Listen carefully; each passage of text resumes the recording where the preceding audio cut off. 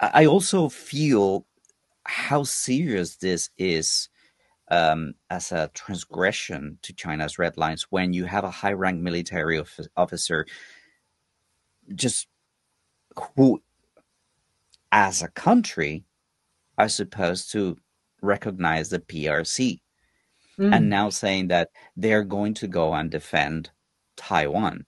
Uh, this is something that China takes extremely seriously, and Mhm.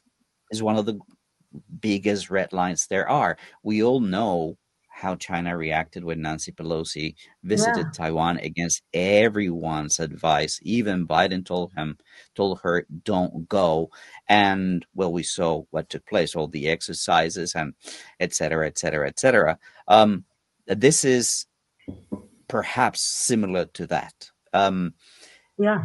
It, It, it yeah. is normal It to was really expect a crazy. reaction from China.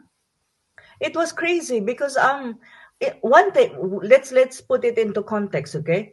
The Philippines as a state or as a country recognize the one China policy. And what is the one China policy basically and fundamentally speaking? And that is actually, if you recognize the one China policy, any country, including the Philippines, it means you recognize that Taiwan is an alienable part of China. So it means Mm, it's their own business. It's a domestic affair Yep.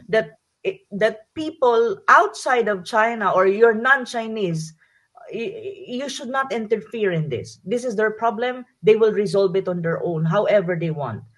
And the Philippines, as far as I'm concerned, and as far as Filipinos are concerned, and even as far as Marcos government is concerned, what I know, and I think this is the fact, is we recognize the one China policy. So it means that we don't have any business interfering in the Taiwan Strait or any matters related to Taiwan. And I think every Filipino who has a common sense and quite in the right mind understand this.